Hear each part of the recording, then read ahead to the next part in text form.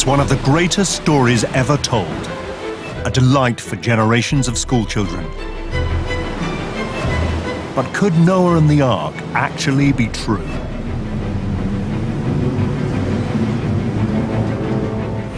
Three American Christians were convinced it was. They were prepared to face danger and death. Its name in Turkish is Ararat. It's the mountain of pain. People have been killed over the years. We had one man that was shot. He was cut, literally cut from head to toe from all the rocks. But it was worth all that pain. These men were on a quest for far more than personal glory. They were willing to risk their lives because they believed all the events in the Bible actually took place. Finding Noah's Ark would be the ultimate proof.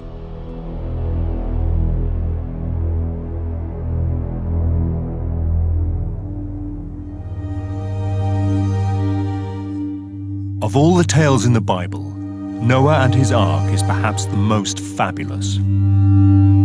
It has been a staple for Hollywood ever since the movies began, not to mention a dominant subject for Western art. Fed up with their sins, a vengeful God decides to wipe out the entire human race and start again. The one good man on earth, Noah, and his family will be saved. God orders them to build a giant ark, 300 cubits, roughly 450 feet long, and to take into it a male and female of every animal, so that when the flood is over, life can start again.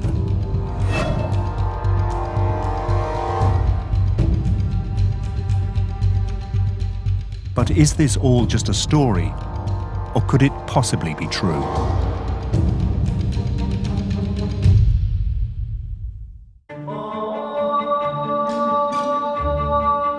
In the 1980s, there was one American who was determined to find out.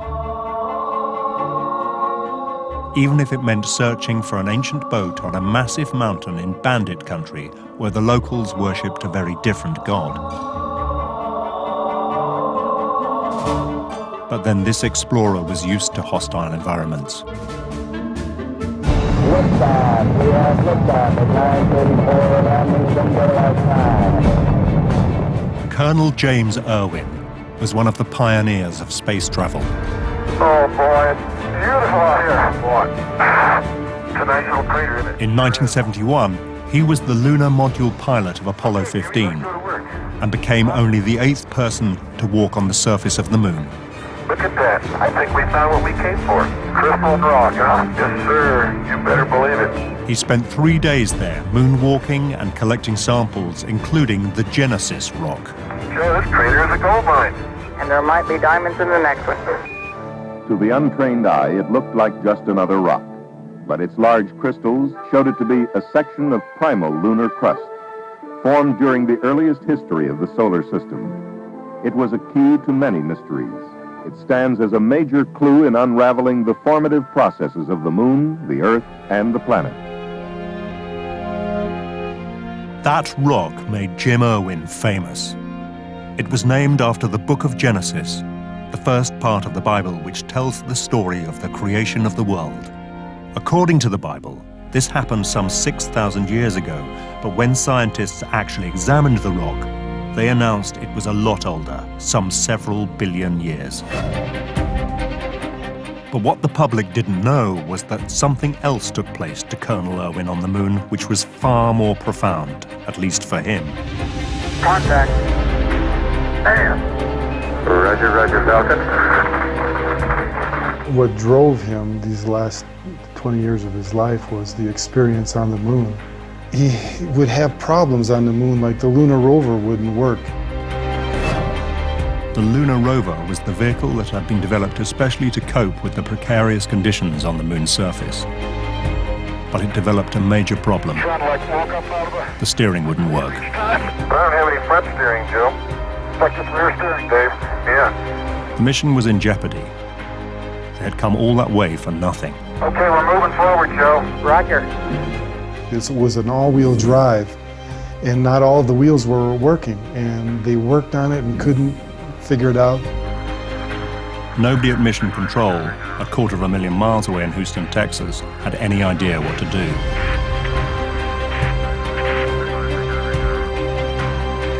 That night, Jim Irwin prayed to God. Oh, it's nice to be outside where you can stretch a little bit. The next morning, his prayers were answered.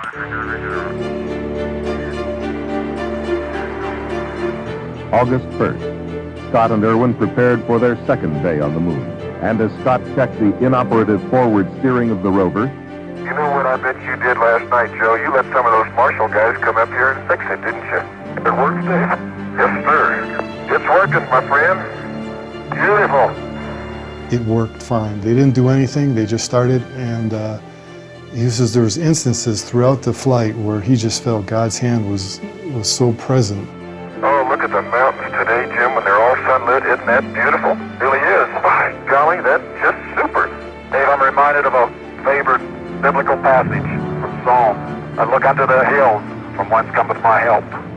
And he kept looking over his shoulder because he just felt somebody else was there. And he later said it had to be God. And it really impacted his life, and it changed his whole perspective. And so when he came back from the moon, he dedicated the rest of his life to spreading the message of who God was.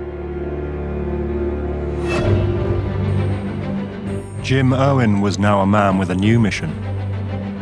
He retired from space travel and set up his high flight ministry. He wanted people to become committed to the Bible, to believe, like him, that every phrase was directly inspired by God, that every word of it was true. Jim Irwin became a creationist. Thank you, Lord. It's so good to be able to brag on our God, isn't it? He's higher than any other. Hallelujah. The word said he inhabits our praises. Give him praise right now. Let him inhabit where you are right now in your life. Scientists have criticized the views of creationists for decades. Give him praise this morning. But that hasn't stopped their churches being full every Sunday.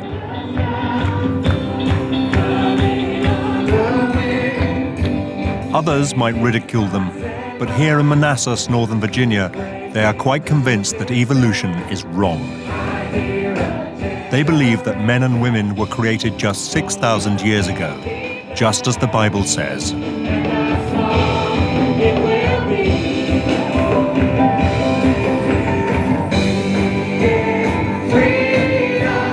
And what better way to prove it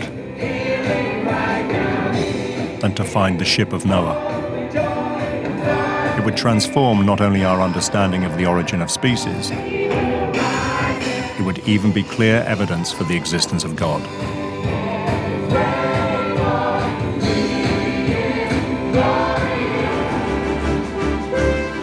Now that was a challenge worthy of Jim Irwin's enthusiasm and commitment. It would combine his love of adventure with his new commitment to God.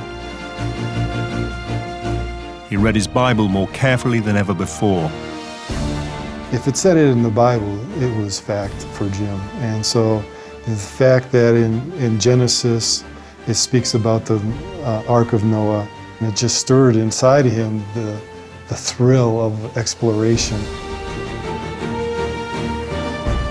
I can be a part of something of biblical proportions that would affect the whole of mankind. So he delved into all he could to find where it might be and how to go about finding it.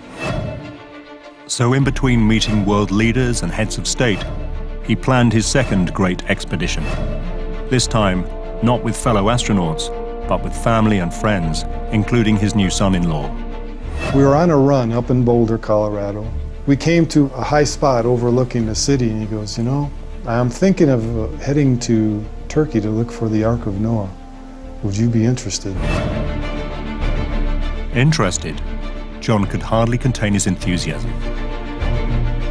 To me, it was an adventure with the man who had walked on the moon. What would you say, but how soon? When can we go? Tomorrow?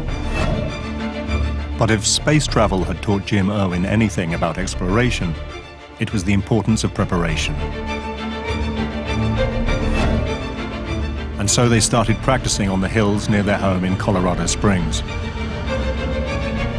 We spent the next year getting in shape physically and preparing and going to the store and buying the equipment that we would need. It was great fun.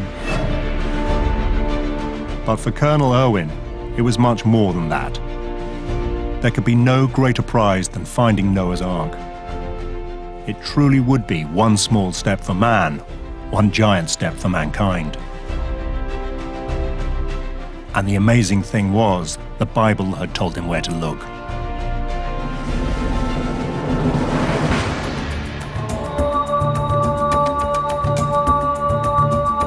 The book of Genesis was quite clear. After the Great Flood, Noah's Ark had come to rest here on the mountains of Ararat. Not quite as remote as the moon, but close. On this volcanic rock, it can be 32 degrees in the summer, minus 20 in the winter. The top is permanently covered in snow and ice. It's a hard mountain to climb. It has a 45-degree angle. Though we go zigzag back and forth like a mountain goat, it's still hard on your heart and your endurance. Climbers suffer frostbitten toes and fingers. 2 died of hypothermia in 2006. This mountain goes up and down with canyons, crevices, gorges that are very, very dangerous. Even in the relatively benign foothills, there are wolf dogs and brown bears. It's a fairly hostile environment. We call it the rock pile, and its name in Turkish is Ararat, and it's the mountain of pain. These hazards, though, do not put off the most determined explorers. If anything, they enhance its appeal. The climbers come from everywhere in the world, and they come for different reasons. Some people are just mountain climbers, and they go around the world climbing the high summits. Mount Ararat is 5,137 meters, so it's a high mountain. Other people come because they're searching for Noah's Ark.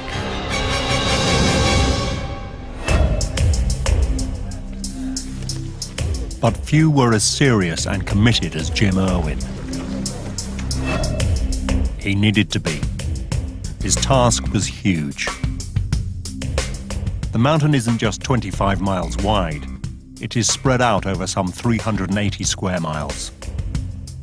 The Ark could be anywhere. Fortunately, there were some clues. People had been there before. 2,000 years ago, the Jewish historian Josephus described how local farmers would show remains of the Ark to those who are curious to see them. The 7th century Spanish saint Isidore of Seville claimed that on Mount Ararat, wood remains are to be seen even to this day. And the 14th century Venetian traveller Marco Polo passed by Ararat, calling it the Mountain of Noah's Ark. And if these reports were old and vague, there was more recent evidence. In the 1950s, the French Christian explorer Fernand Navarra spotted some timbers jutting out of a precipice. He managed to extract one and bring it down from the mountain despite suffering severe altitude sickness. But when the timber was tested, the results were inconclusive. Some tests put it at the time the Bible says the Great Flood happened, but carbon dating indicated it was much younger, probably from the 6th century AD. Still, Navarra was just one of some 200 people in the last 2 centuries who claimed to have seen the remains of the Ark. Many were local farmers who would graze their animals on the mountain in the summer months. Most of these sightings were of an Ark-like object situated between 13,000 and 16,000 feet on the north of the mountain. So this is where Jim Irwin chose to look.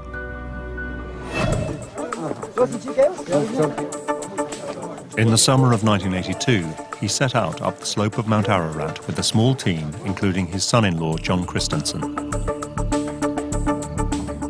That first morning we were in a base camp in a smooth plain, and we woke up and there was a rainstorm, and there was a rainbow that came right into camp, and we were like, oh man, this is going to be good, because right after the flood of Noah was the first rainbow, and we thought, this is a sign, and it's going to be good.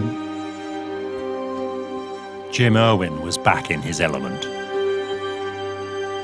I remember him talking to a shepherd on the mountain.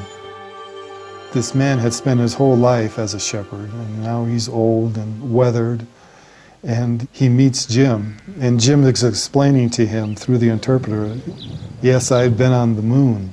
And the way he treated that man, that shepherd, was with such tenderness and compassion.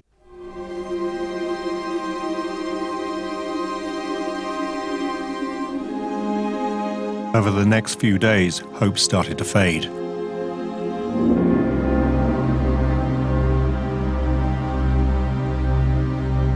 Every crevasse, gully and glacier which might be hiding the remnants of an ancient boat was explored, but that rainbow never reappeared.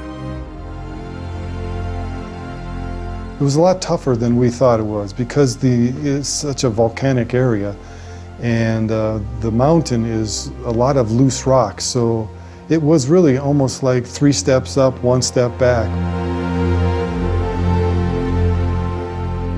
It was a hike getting up there, and it was really difficult to get your footing. You really had to concentrate on almost every step because it was all loose rock. And they found nothing.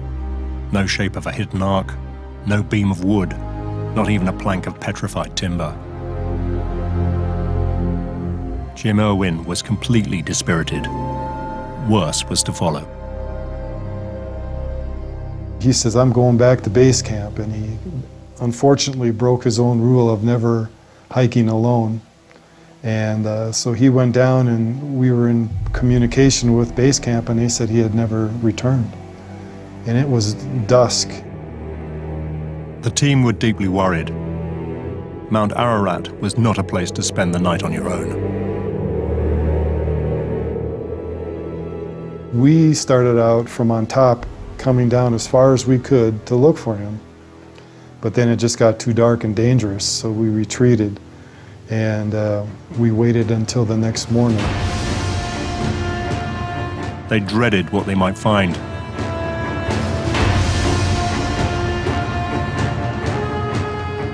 And at first light, we found him down at the end of a rock field.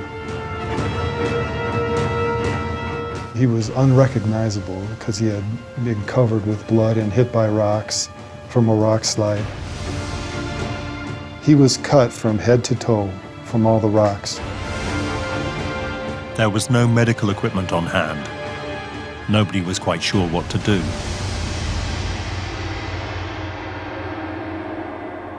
They just took alcohol and poured it in all the open wounds. And when we first did it, the only sound he made was and then they shipped him from there to a hospital in Erzurum.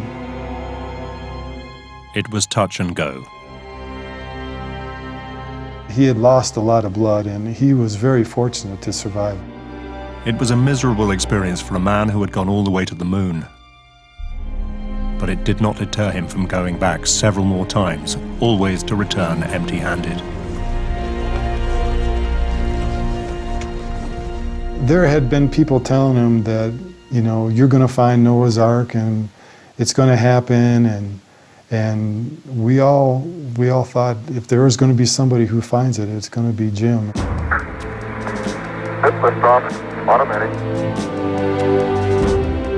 It was, in fact, the great disappointment of his life. The man who journeyed into space had failed on his other great journey on Earth. Jim Irwin died in 1991 of heart failure. He was only 61 years old. I miss him a lot, a lot. To get him to laugh, it was like gold. And so I miss his laughter. I miss his heart and his compassion. Shortly before he passed away, he said he had done all I possibly can, but the Ark continues to elude us. It was easier to walk on the moon. I think because of his experience on the moon, that he felt the Lord had given him a platform for speaking about who Jesus was. So I think being a part of finding something biblical that was his heart's desire, I think that would have, in the end, given him more fulfillment. I do. But Jim Owen's failure to find the Ark did nothing to dampen down speculation. Instead, it encouraged a new generation of Christian explorers to succeed where he had drawn a blank.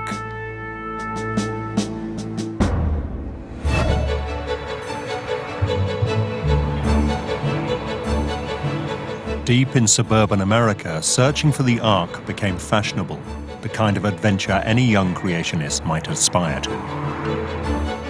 One who quickly became obsessed was David Fasold. For over a year, I haven't dreamed about anything else, from the time I put my head on the pillow to the time I wake up. And that's all I think about all day long. He grew up after the war, a time of progress and prosperity. On every street corner, there was a church. He joined the Marines and then set up a salvage company where hunting for sunken ships gave him the exploring bug. And what better boat to explore than Noah's Ark?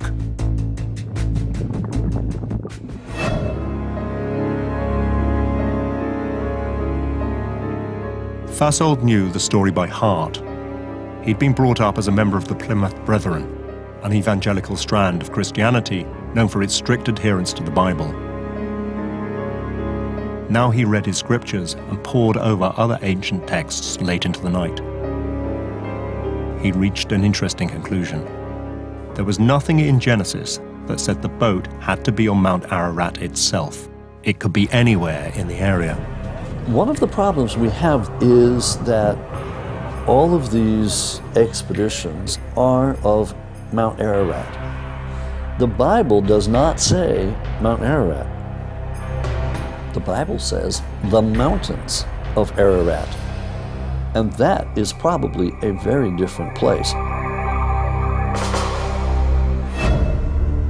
With his knowledge of boats, Fasold thought it much more likely the Ark would have ended up further down. And that's when he discovered Durupinar. In 1959, a Turkish pilot was flying over Mount Ararat on a government mapping mission when he noticed a strange mound 17 miles south.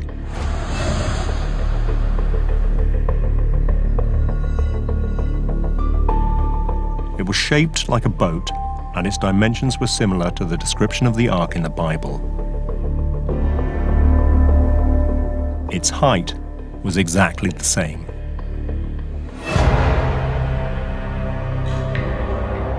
As soon as David Fasold saw it, he was sure it was a shipwreck.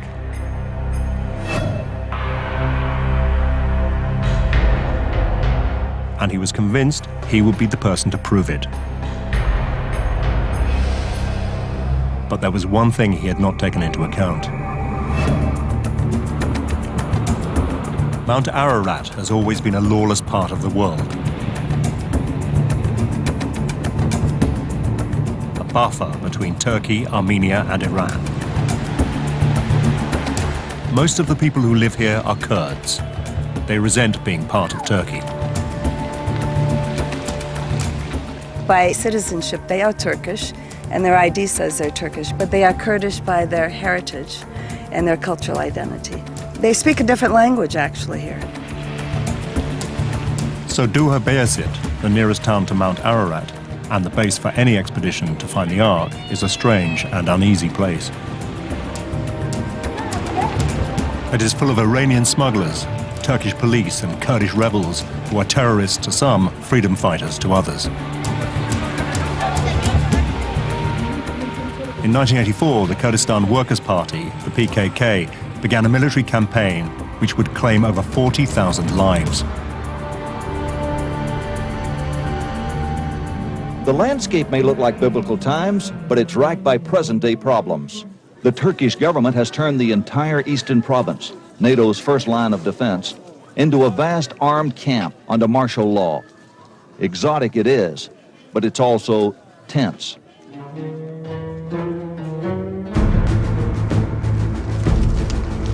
To draw attention to their struggle, the PKK targeted tourists. They did not have far to look. Colonel Jim Irwin had helped make Documentatry a magnet for a new group of Christian Ark searchers. Well, there have been people that have been killed over the years.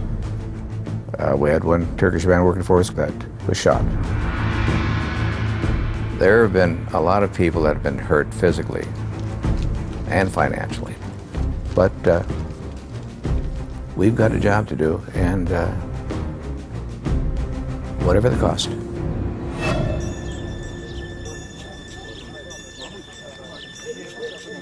It was into this cauldron that David Fasold wandered, an innocent abroad. He knew little about Kurdistan. Few Americans did. Apart, that is, from one man who was already making a name for himself. Ron Wyatt, an ex-nurse from Kalamazoo, Michigan, had reinvented himself as a Christian explorer. He seemed to know everyone in town. Ron talked about the Garden of God and the things that he's searching for. He wanted to search and find everything out there. Wyatt had long been convinced that the place to look for the Ark was not Mount Ararat itself, but on the mound of Documentatry.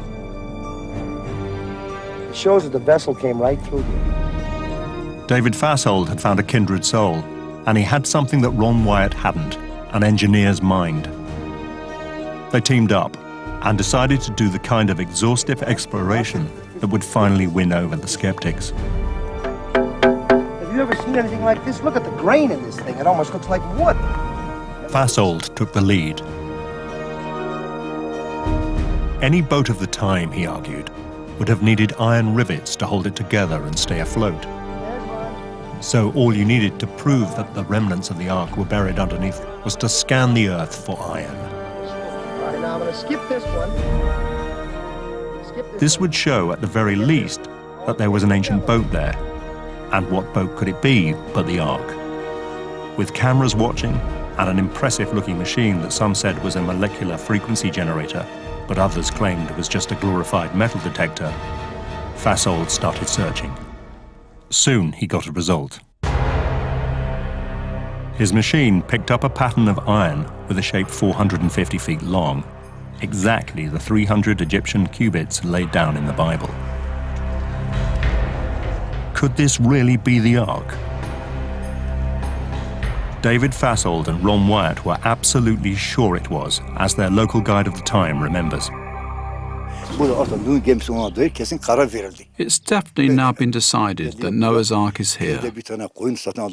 They bought a sheep from the village and they made offerings in accordance to their own religion. After their prayers were over, they said, "Let's pray according to Islam and kill this as a sacrifice." They cut that sheep up and gave it to the people, piece by piece. That was enough to convince the locals, but Fasold and Wyatt knew the rest of the world would want a little more. In a village field at the bottom of Mount Ararat, they had discovered several anchor stones, which they now argued would have stabilized the Ark in rough seas, as had been predicted in holy texts. Same kind of strange stone. When the early Christians found these things, they carved 8 crosses on there for the 8 survivors. This whole valley was known as the region of 8. This was a clear sign, they said, that previous generations had regarded them as sacred. According to the Bible, there were 8 people on the Ark. Was this too much of a coincidence? It was certainly good enough for the Turks, who saw a marketing opportunity. They proclaimed Documentatry a national park and opened a visitors center.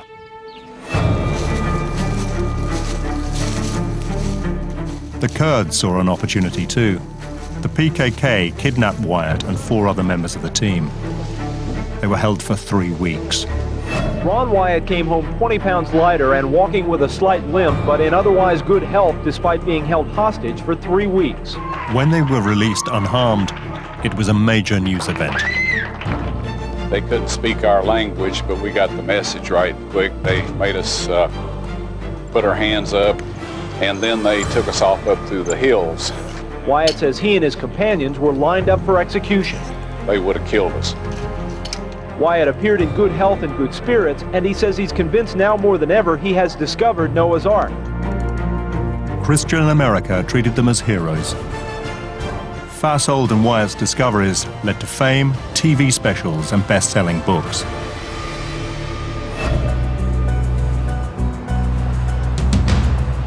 But while Wyatt enjoyed his celebrity by waltzing around the biblical world, Fasold stayed on in Documentatry, determined to make a full exploration. He expected his fellow Ark searchers to be overjoyed the Ark had been discovered at last. Instead, they were dismissive. Well, I didn't agree with their conclusions. I was with them in '85 when they were there, and they looked at this site, and I walked all over it. I think what it is, it's simply a mud flow around a rhyolitic formation that kind of formed, looks like a sailing ship, actually. And the Ark wasn't a sailing ship. It was a box. And that was exactly the conclusion of the scientists who had flocked there to determine what really was underneath this strange Ark-like shape whose pictures had gone round the world. David Fasold claimed that his machines had found traces of iron underneath the mound. That looks like iron, okay? But that meant if there was something there, it couldn't be the Ark. Noah lived before the Iron Age. Iron didn't exist. It wasn't used back then. Noah would have never used iron. The way you're building boats right up till 2000 BC and even later is with mortise and tenon, with wooden joints and pegs. You're not going to find iron. And so, indeed, most of Ron Wyatt's and David Fasold's claims have been repudiated. This Ark turned out to be an entirely natural formation, only noticed because it was near to Mount Ararat. Even the anchor stones were not unusual, but found all over this ancient land. And those 8 crosses weren't Christian, but pagan.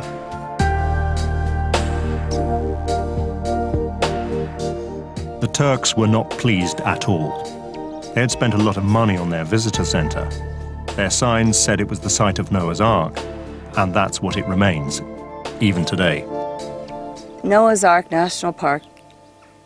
It's a lovely walk for about an hour, hour and a half. We have a picnic lunch there. The rock goes straight up like it forms a boat. It's a very interesting rock formation. I ask everyone, what do you think, Noah's Ark? They said no, interesting rock formation. With evident sadness, David Fasold changed his mind. Documentatry was not the site of Noah's Ark. It never was.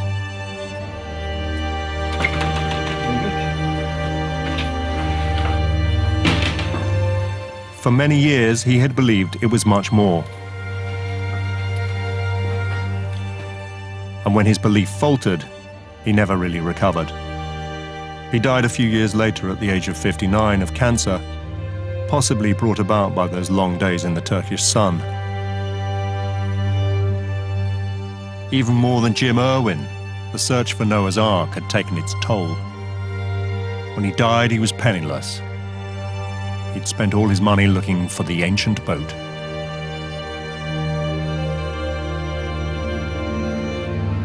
Shortly before his death, he said that intellectual brilliance is no guarantee for being wrong.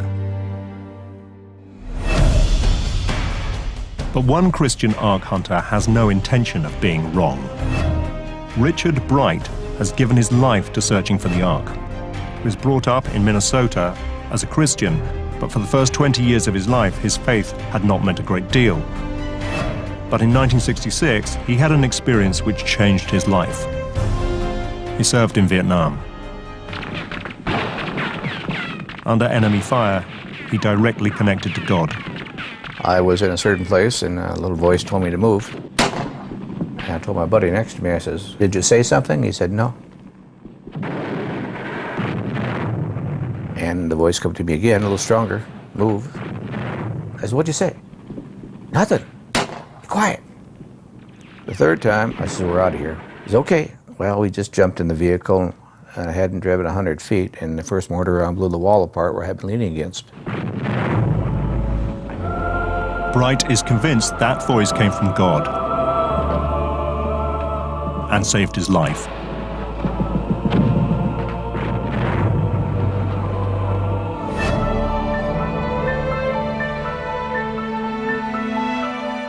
In the 1980s, he met another person whose life had been changed by God, Jim Irwin. And Jim took me up the hill just a couple of times, and I met him there in '86, and that's for the third trip. We're only a day late. It planted a seed somewhere along the line, and that's kind of been growing. That seed has been growing ever since. Like Irwin, he was, and is, absolutely convinced that the Ark was somewhere on Mount Ararat proper. Darupanar was a red herring. And when Irwin died, Richard Bright carried on trying to find the Ark on the mountain, while continuing with his day job as a pilot for Continental Airlines. I do think the structure exists. I'm positive of that. I've put my life on the line here many, many times, and so have a lot of other people. Good, solid, very sharp researchers. And not only just because we're Bible-believing Christians, and we are, but because the research tells you that there's something up there we should pay attention to. He is even clear what it might look like. I don't know if it's got SS NOAA stamped on the side, but it's a huge barge-like structure, and it floated up there just high up. It's got a bunch of little rooms inside, and it's very, very old. Bright has now gone up the mountain over 20 times in the last 30 years and faced many hazards. He is sure it is only God that has kept him alive. At one point, I remember the rocks, big rocks falling toward me, and I had no place to go. And so I kind of dove behind a little small rock that was about shoulder high. And the rocks had fallen all around me, big boulders. And then I looked up, and I saw the biggest boulder I'd ever seen coming right at me, right here. So I says, Jesus, I need you now, right now, Jesus. Angel's wings, I need you now. Something to that effect. Well, this little rock I was hiding behind was just barely above my shoulders. And this monster landed on top of the rock. It skimmed over the top of me.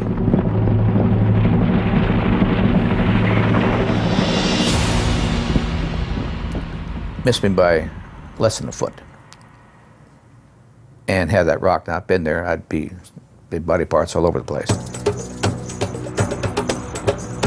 For other Ark explorers, that might have been enough. But Richard Bright just redoubled his efforts, chasing up every possible lead to where the Ark might be. It was no use. Every time he came down empty-handed. He was beginning to think his quest, like Jim Irwin's, would always be fruitless. But then came hope. The American government released a photo taken by one of their spy planes, which had been kept secret for decades.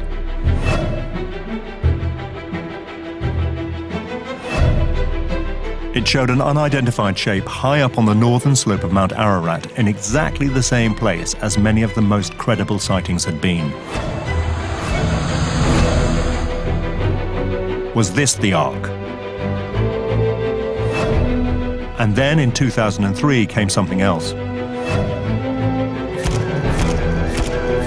New satellite photos did indeed pinpoint something unnatural that looked a lot like the prow of a boat. It seemed a sign that Bright's long search might finally be coming to an end. And then he met a witness. A Kurdish shepherd told Bright in convincing detail how he had seen the Ark high up on the mountain when he was a child. There was a shepherd man that took me up to this place. He claimed that 40-some years prior, he had seen this thing coming up out of the canyon, out of the ice. It was a long climb back up the slope. Eventually, they reached the glacial plateau, where the shepherd claimed he had seen the ancient boat. Nervously, they ventured forward. Could this really be the Ark?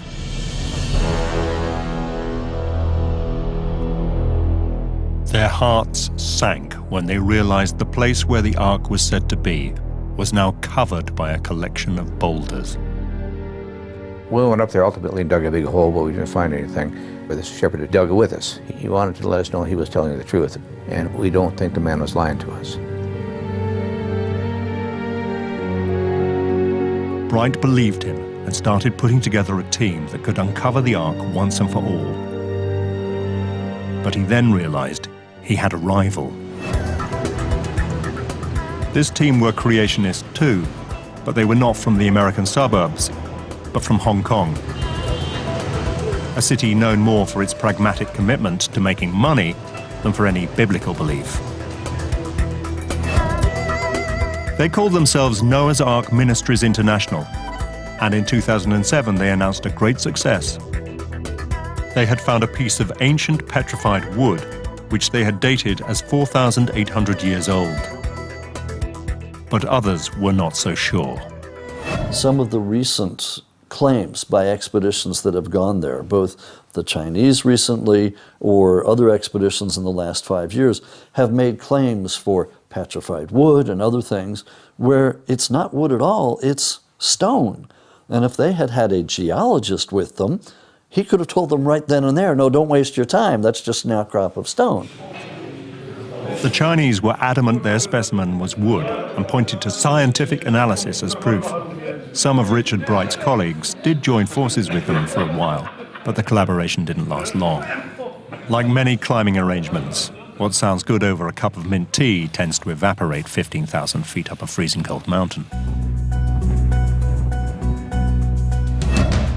The Chinese team went back to working on their own with the help of some sympathetic Turks. Soon they claimed an amazing find. Down a gully underneath a glacier, they found the Ark.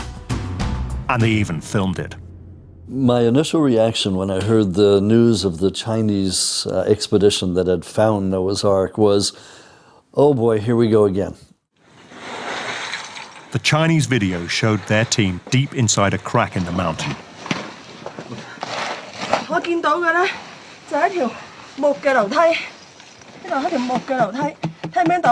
Packed within ice walls was a wooden structure consistent in size with that described in the Bible. Jutting up from the cave floor was a wooden beam and a structure containing several wooden compartments. Yeah. Back in Hong Kong, the Chinese announced their finding to the world at a press conference. They were 99.9% certain this was the Ark. The media onslaught was amazing for this. I mean, all of a sudden my phone starts ringing and I've got people calling and Fox News wants to see my opinion and Good Morning America, and it was well beyond the usual. And that was because these people actually had photographic evidence, or so they said. Suspicions grew when the Chinese would not say where the site actually was. So, making use of the close contacts she had with the families of the Kurdish guides who control the mountain, Amy Bean went to look for herself. They told everyone that it was a secret place to preserve the archaeological site. They wouldn't let anyone know. So at Camp 2, I just went up there and I filmed it. She found nothing, nor did anyone else. And skepticism about the Chinese discovery turned to disbelief. I would say 100% I do not believe it. It was too good to be true. That's the way I would phrase it. It was just too good to be true. We've never seen anything really published since. No scientific article, no backing up of the claims. And then there are fights between the people who took them up Mount Ararat and the ones who didn't. And it just expands. And all of a sudden, you're in this morass of a soap opera, which, you know, if you found Noah's Ark and it's real, it doesn't deserve that. The Chinese missionaries stand by their discovery and promise all will be revealed soon. If their find does turn out not to be Noah's Ark, it won't be the first time. Many of the Christians who have come to find the Ark in the past have had plenty of money. The Kurdish guides who help them look are poor.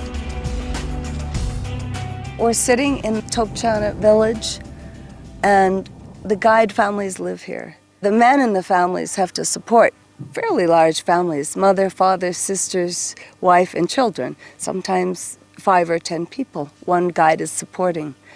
It's hard for them to turn down work. This is their livelihood. And the Ark searchers are coming and coming and coming. And they have money, 5,000, 10,000, 50,000. So it's such a temptation.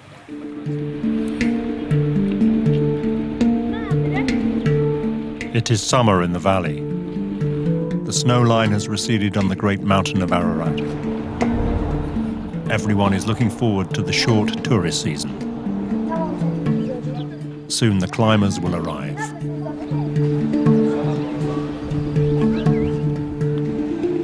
The Chinese are coming back again, determined to show the world that they really have found the Ark.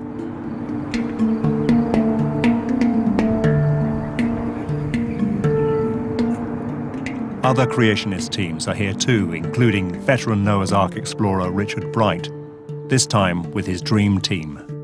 The best on the planet as far as I'm concerned. We've got some wonderful people. These people that know how to climb and get things done. We've got scientists on board this team. And one of those experts is his real calling card. After many years seeking the Ark alone, he now has the help of a real American star. Randall Price is a distinguished professor of Judaic studies at Liberty University in Virginia. He has a track record of excavating biblical sites, most notably the Dead Sea Scrolls in Qumran in Israel. With Professor Price on board, Bright is convinced that the Ark will soon be found. I'm of the opinion that yes, it will be revealed this year. If I didn't believe that, why would I even go, right? Like I said, I'd rather be on the beach. It is this conviction that keeps driving these Christian Ark searchers on. Despite all the pain and all the cost, their faith tells them that the remains of Noah's Ark will be found up this inhospitable mountain many thousands of miles away from home.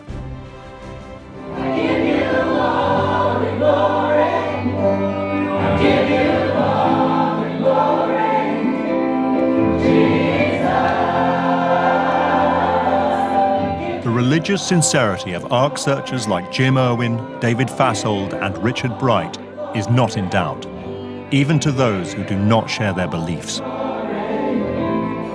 Richard Bright is truly searching for something he believes very deeply in. If there's something there, I believe he will find it.